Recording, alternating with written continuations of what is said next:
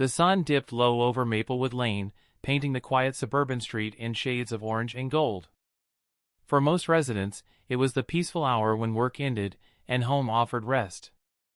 But for Thomas Green, today had been nothing close to peaceful. Thomas was a man in his early 40s, with broad shoulders, tired eyes, and the quiet strength of someone who had carried too much for too long. He had worked a double shift at the manufacturing plant, 12 hours on his feet, and all he wanted now was to step into his garage, unload his tools, and collapse into the comfort of his modest home. But when he turned the corner, fob in hand, something stopped him cold. His garage door was already open, light spilling out onto the driveway. And inside, sitting arrogantly like it belonged there, was a shiny pearl-white luxury SUV. For a moment, Thomas froze, staring in disbelief. He blinked twice, rubbed his eyes, and muttered under his breath. Now what in the world is this? It wasn't his. He didn't drive a car that new, that expensive, or that self-important.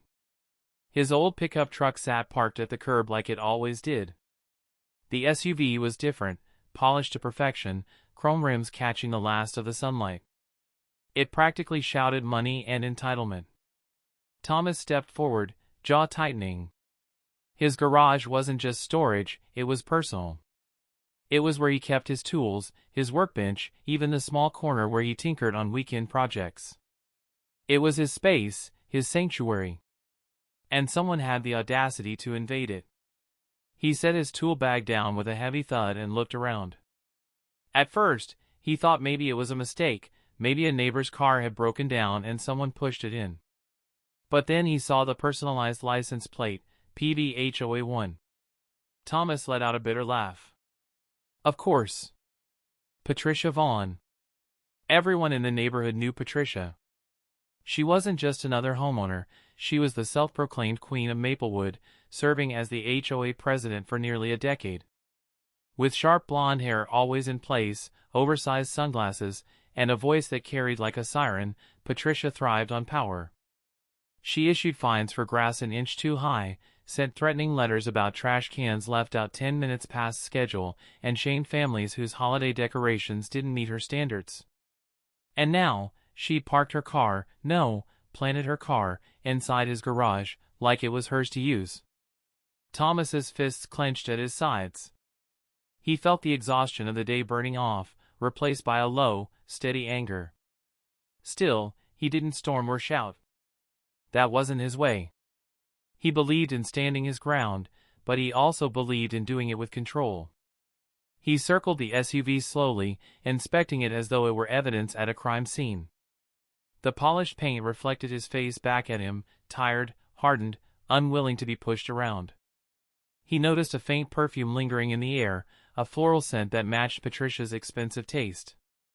She hadn't just parked here.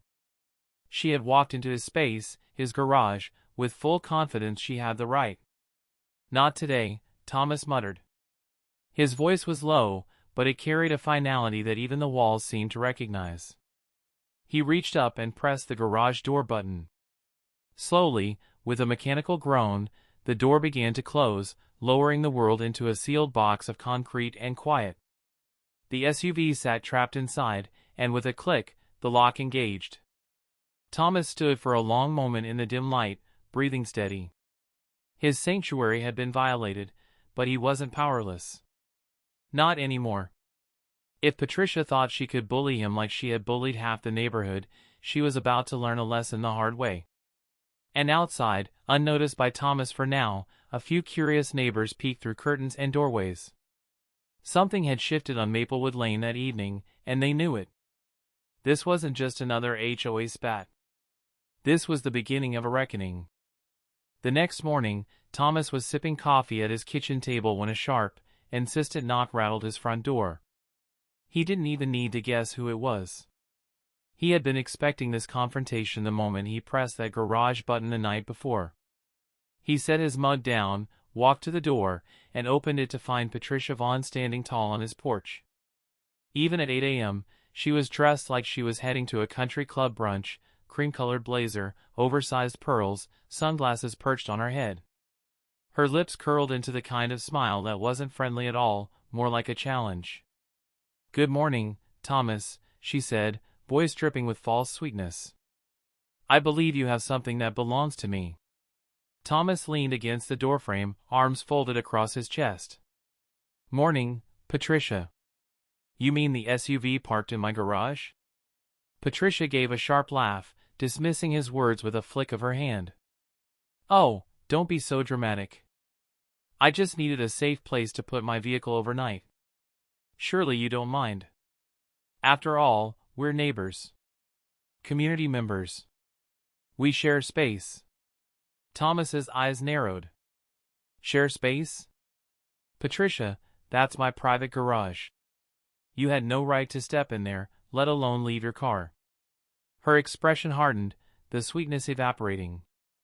"As HOA president, I have responsibilities and privileges. My driveway was being resurfaced yesterday, and there was nowhere suitable to park my SUV. Street parking isn't allowed overnight on Maplewood, and frankly, your garage was the logical solution. It was available. Empty. What's the harm?" "The harm," Thomas said evenly, "is you trespassing on my property without permission. You don't get to use my garage as your personal storage unit. You should have asked." Patricia tilted her head, lips tightening into a smile that didn't reach her eyes. "Thomas, let's be honest here. You don't even use that space properly. I've seen you keeping tools scattered around, boxes piled up. It's hardly a showpiece. I did you a favor, really, by putting it to good use. Besides, it's only temporary." Her condescension was like sandpaper against his patience. He took a deep breath, grounding himself in calm, though his voice carried steel. "Patricia, you don't get to decide how I use my garage. That's not your call, HOA president or not. You crossed a line." A flicker of irritation crossed her face. She wasn't used to pushback, especially not from Thomas, who had always kept to himself. She stepped closer, lowering her voice as if to intimidate. "I think you're making this into something bigger than it is. Open the garage, let me take my SUV, and we can pretend this never happened. Otherwise," she let the word hang in the air like a threat. Thomas's gaze didn't waver. "Otherwise what? You'll find me? You'll send one of your little violation notices? Go ahead. Because I'm not unlocking that garage until we've had a real conversation about respect. You invaded my property. That's not something I can just ignore." For the first time, Patricia faltered. Her confidence wavered, though only for a second. She straightened her blazer, masking it with indignation. "You'll regret this, Thomas. You think the neighborhood's going to side with you? People respect me. They need me. Don't forget that." Thomas allowed a small, calm smile. "We'll see." Patricia's heels clicked angrily against the porch steps as she stormed away, muttering under her breath. From the corner of his eye, Thomas noticed a curtain shift across the street. Neighbors were watching. They always watched when Patricia was involved. And Thomas knew this wasn't just about a garage anymore. Something bigger was brewing. The air was heavy with late summer heat when Thomas stepped outside later that afternoon. He had half expected Patricia to cool off and come back with a hint of humility, maybe even an apology. But Patricia Vaughn was not the apologizing type. Her pearl-white SUV was still in his garage, glimmering like a trophy she had stolen. The nerve of it made Thomas shake his head. He had no plans of budging. As he rolled his trash bin to the curb, a sharp voice cut across the street. "Thomas!" There she was, standing on her manicured lawn with arms crossed, sunglasses perched on her head like a crown. Patricia's tone carried the weight of someone who thought she commanded the entire block. "You've made your point," she said, striding across the street in high heels that clicked against the pavement. "Now open the garage and give me my SUV. Enough is enough." Thomas didn't break stride. He pushed the trash bin into place, then calmly walked back toward his driveway. Patricia followed, her heels stabbing at the asphalt with every step. "I already told you," Thomas said, pressing the garage keypad. The door groaned open, revealing the SUV sitting smugly inside. "You crossed a line." Patricia waved her hand dismissively. "Don't be ridiculous. It's just a garage. Don't you think you're overreacting?" But Thomas didn't argue. Instead, he stepped forward, placed a firm hand on the wall control, and with one smooth motion, pressed the button. The garage door rumbled shut again, slowly, deliberately, like a curtain falling at the end of a play. The sound echoed across the neighborhood, drawing more than one curious glance from behind windows. Patricia's jaw dropped. "What are you doing?" she shrieked. Thomas locked the side door with a quiet click, his movements calm, measured. Then he turned to her. "If you think you can treat me, or anyone else, like your property, you're mistaken. That SUV isn't going anywhere until we settle this." Patricia's face flushed red, her voice rising an octave. "You can't do this. That's illegal. That's theft." "No," Thomas replied evenly. "What's illegal is trespassing. And that's exactly what you did when you parked your car in my garage without asking." By now, neighbors had started to drift out of their houses. First Janice, the older woman next door who had once been fined for having wind chimes. Then Robert and Sophia, a young couple still bitter about the time Patricia threatened to have their kids' trampoline removed. Soon Harold from across the street ambled over, muttering about his mailbox violation last year. They didn't say much at first. They just stood at the edges of their lawns, arms folded, watching. But their presence was enough. Patricia noticed too, her eyes darting nervously between them. "This is none of your business," she snapped at the gathering crowd. "Go back inside." But nobody moved. If anything, a few neighbors stepped closer. Thomas spoke again, his voice calm but carrying. "It looks like a lot of folks are interested in what's going on here. Maybe they've had their own run-ins with you." Patricia's nostrils flared. "This is harassment. I'll have you written up. All of you." A chuckle rippled through the small crowd. It wasn't loud, but it cut sharper than any words. For years, Patricia had ruled through intimidation. Now, with her SUV locked in Thomas's garage and her neighbors watching silently, the balance of power had shifted. Thomas turned and started back toward his front door. Over his shoulder, he said, "Your SUV is safe. But it's staying put until you start respecting boundaries." Patricia stood frozen in the driveway, humiliated, her neighbor's eyes boring into her. For the first time in a long time, she wasn't in control.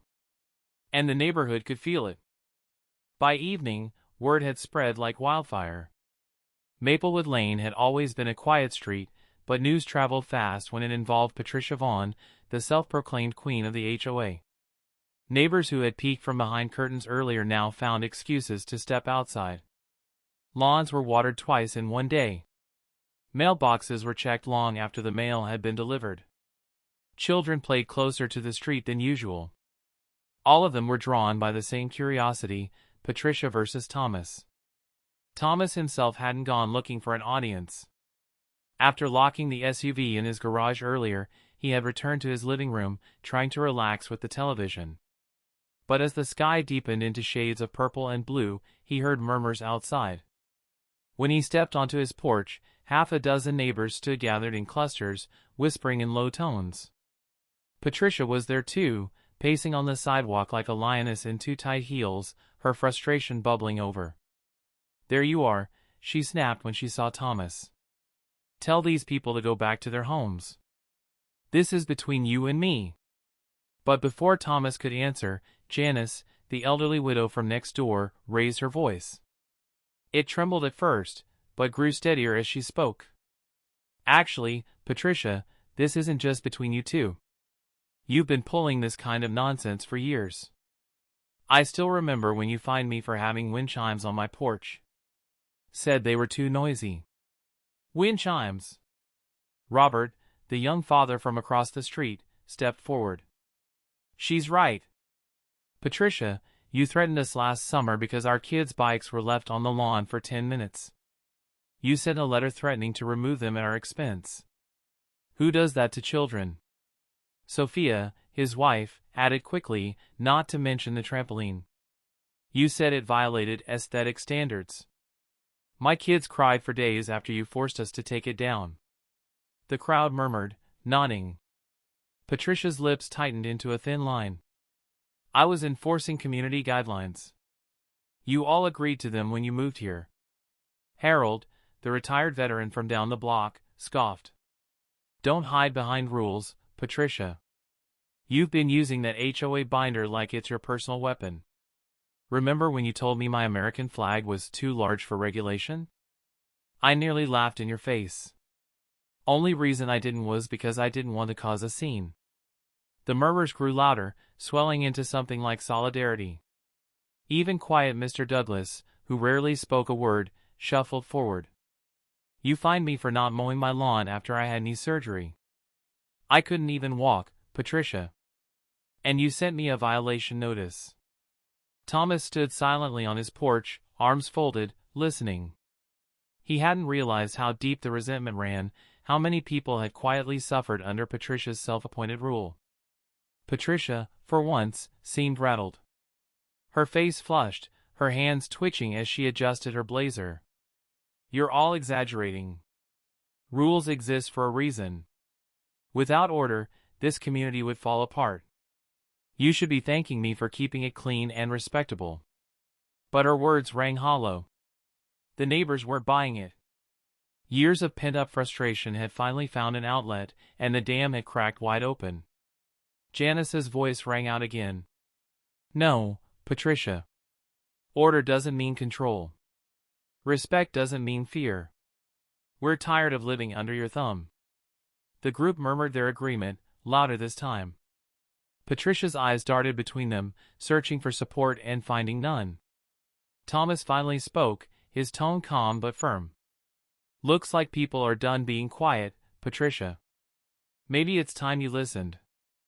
The silence that followed was heavy, broken only by the sound of cicadas buzzing in the dusk. For the first time in a long time, Patricia Vaughn didn't look powerful. She looked cornered. And the neighborhood knew it. By the next morning, Maplewood Lane was buzzing. The night before had left a ripple across the neighborhood. People who had once whispered in fear of Patricia Vaughn were now openly trading stories about her, shaking their heads, laughing even. But Patricia herself was anything but amused. She spent the night stewing, replaying the humiliation over and over in her mind. Her SUV, her pride, her symbol of status, was still trapped in Thomas Green's garage, locked away like a bird in a cage. Worse, the neighbors had dared to side with him. She wasn't about to let that stand. At precisely 9 o'clock, Patricia strutted down the street, phone in hand, her heels clacking like a warning bell. She stopped in front of Thomas's driveway and dialed a number with exaggerated precision. Her voice rose just enough for the neighbors watering lawns and sipping coffee to hear. Yes, I'd like to report a theft, she said dramatically.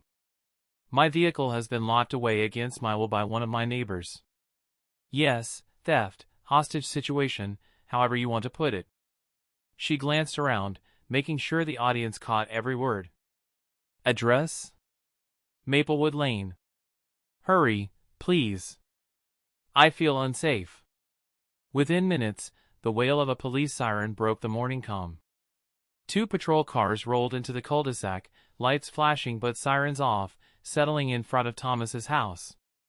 Neighbors peeked through blinds, stepped out onto porches, and gathered in small clusters. This was the show Patricia wanted, and she played her part to perfection. There, she cried, pointing at Thomas, who had just stepped onto his porch with his coffee in hand. That's him. That's the man who stole my SUV. The officers exchanged glances before approaching. One, a tall man with a calm demeanor, raised his hand. Sir, we need to ask you a few questions. Thomas set his mug down on the porch railing, completely unruffled. Sure. What's this about? Patricia cut in, her voice shrill. What's it about? He locked my car in his garage and refuses to give it back. That's grand theft auto, isn't it? Arrest him. The officer held up his hand to quiet her, then turned back to Thomas. Is there a vehicle in your garage that doesn't belong to you? Yes, Thomas said plainly. Patricia's SUV. She parked it there without my permission. The officer raised a brow. Without permission? That's right, Thomas said. His voice was steady, almost bored. Came home from work, found it sitting in my garage. She let herself onto my property. I didn't invite her, didn't agree to it. She trespassed. The second officer, a woman with sharp eyes, turned to Patricia. Ma'am, is that true? Did you park your vehicle in his garage without his consent? Patricia's face reddened. Well, technically, yes. But I had no choice. My driveway was being resurfaced, and street parking is against HOA rules. He wasn't using the garage anyway. It was the logical solution. The female officer's expression didn't change. So you entered his property and parked your vehicle without asking? Patricia faltered. Yes, but it's not what it sounds like. I'm the HOA president. I enforce the rules around here. A ripple of laughter escaped from the neighbors watching nearby. The officers heard it too. The male officer cleared his throat. Ma'am, being HOA president doesn't give you the right to trespass on private property. Your car may be inside his garage, but it was placed there by you. That doesn't constitute theft. Patricia's jaw dropped. But he locked it in. He's holding it hostage. Thomas shrugged lightly. No one forced it in. But I'm not letting it out until we resolve the fact that she violated my property rights. The officers exchanged glances again, then the woman officer spoke firmly. Ma'am, you're lucky he hasn't pressed charges for trespassing. I suggest you calm down before this escalates further. The crowd's quiet chuckles swelled into open laughter. Patricia's face burned crimson. This wasn't the victory she had imagined. For the first time, the police weren't her weapon. They were Thomas's shield. The officer's words hung in the air like a thunderclap. For years, Patricia Vaughn had ruled Maplewood Lane through intimidation, wielding HOA letters like weapons and threats like currency. But here, in broad daylight, with the entire neighborhood watching, the authority she clung to was slipping through her fingers. Lucky I haven't pressed charges, she echoed, her voice shrill with disbelief. Me? I'm the victim here. But the murmurs of the crowd said otherwise. Robert, the young father, smirked as he leaned against his mailbox. Victim? That's rich. My kids are still mad at you for taking their trampoline. Janice, cane in hand, stepped closer. I told you last night, Patricia, this community isn't your personal kingdom. Looks like the police agree. The neighbors chuckled, emboldened now.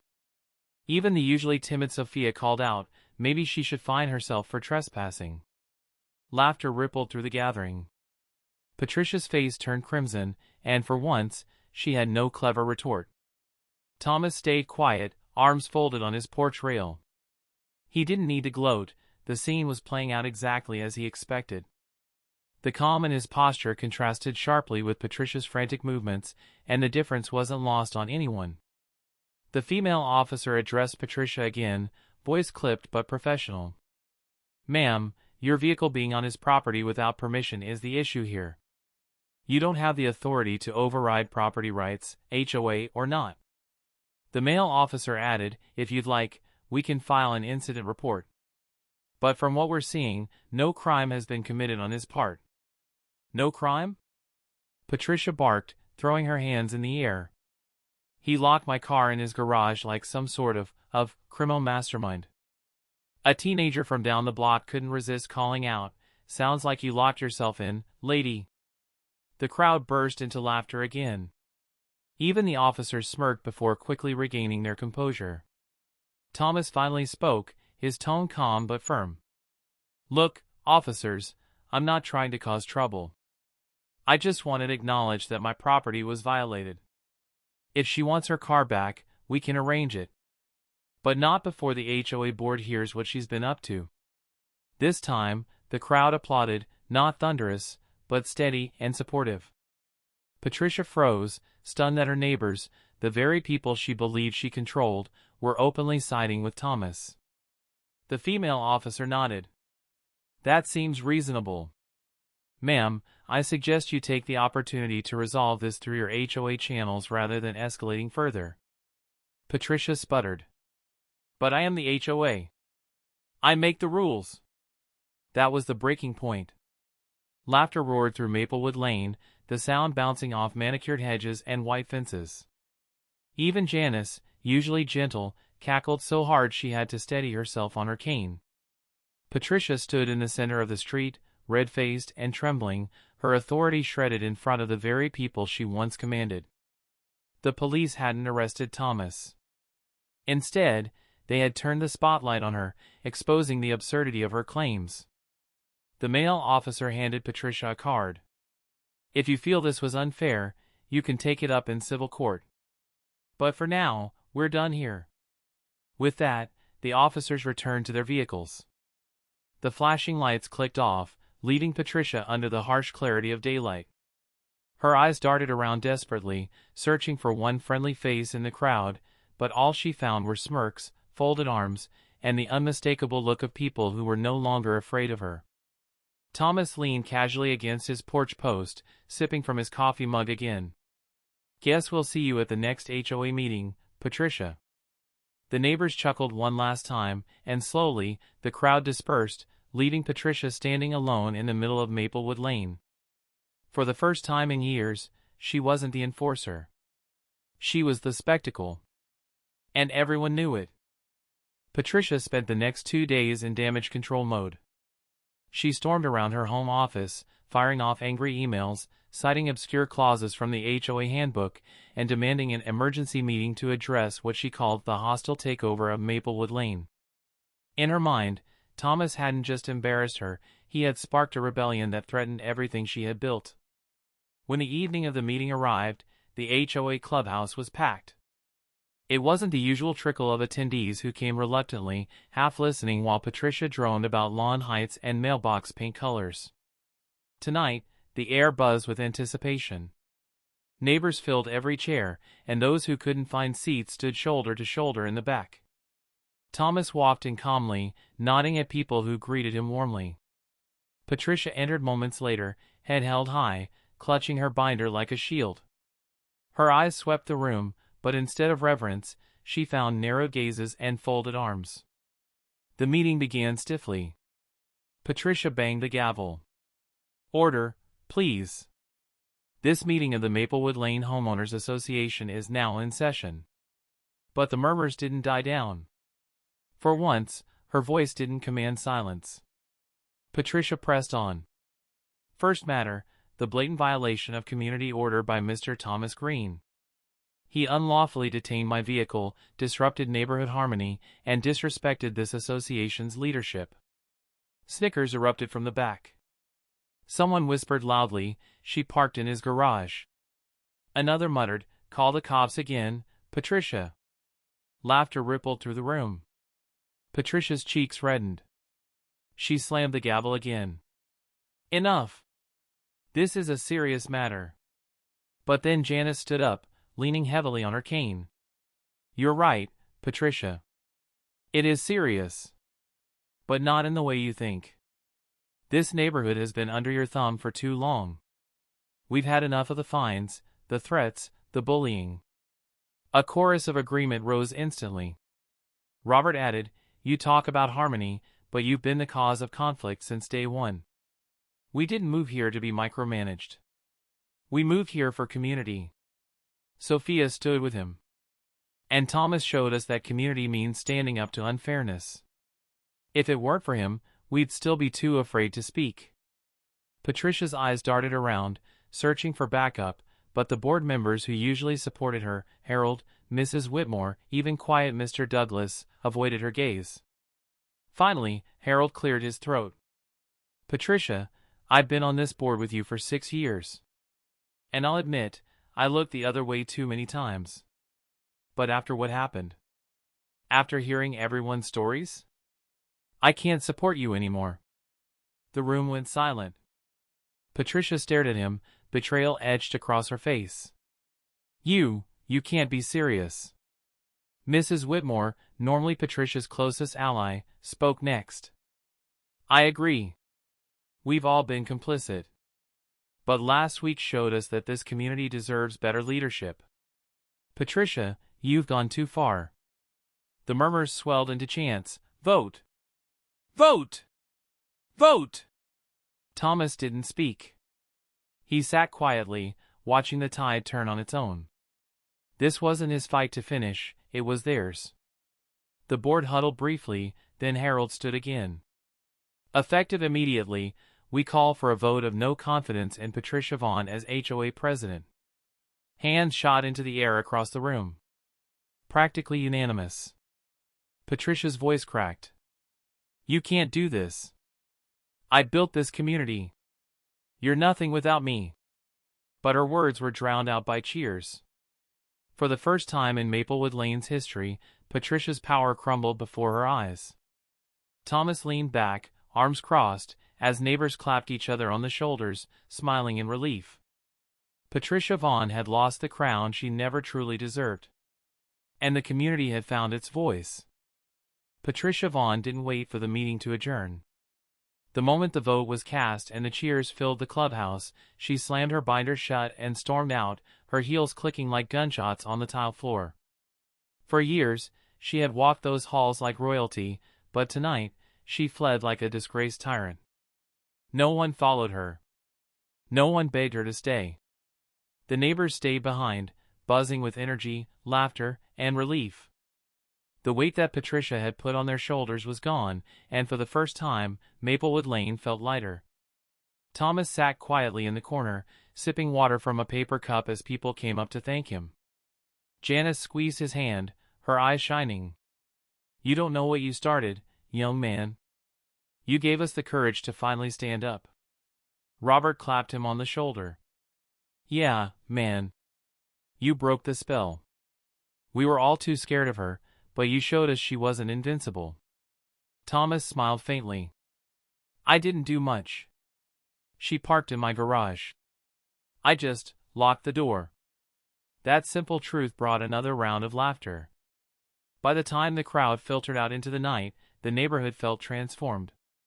Neighbors who once only waved politely at each other were now standing in small circles, talking, smiling, even planning a cookout to celebrate.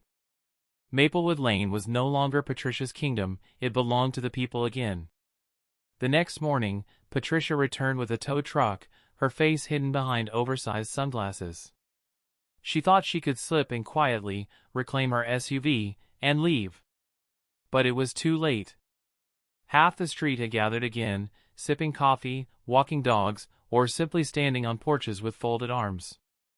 They didn't yell or jeer. They didn't need to. Their silent stares told her everything. Thomas emerged from his garage, calm as ever, holding the remote in one hand. "Garage is open now," he said evenly. "You can take your car. But this is the last time you set foot on my property." Patricia didn't answer. She just waved the tow driver forward, muttering under her breath as the SUV was rolled out.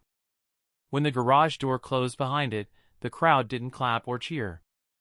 They just watched in silence as Patricia climbed into her car and drove away. For the first time in memory, she looked small. Weeks passed, and Maplewood Lane bloomed in ways no one expected. Without Patricia policing every mailbox and measuring every blade of grass, people began to live a little freer. Kids rode bikes without fear of fines.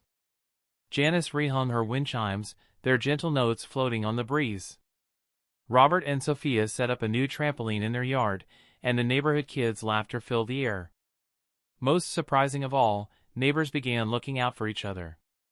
They organized block parties, barbecues, and even a community cleanup, not because they were forced to, but because they wanted to. And through it all, Thomas remained humble. He never bragged, never gloated. He simply enjoyed the peace and the friendships that grew around him. One evening, as the sun dipped low and the cul-de-sac glowed golden, Janice raised her cane and declared, to Thomas, the man who locked up more than a car. He locked up fear, and he set this neighborhood free. The neighbors cheered, lifting glasses and soda cans alike. For the first time in years, Maplewood Lane wasn't divided by fear of an HOA president. It was united by something stronger: community. And Patricia Vaughn? She became nothing more than a cautionary tale, the woman who thought she owned a neighborhood, but lost everything the moment one man closed his garage door.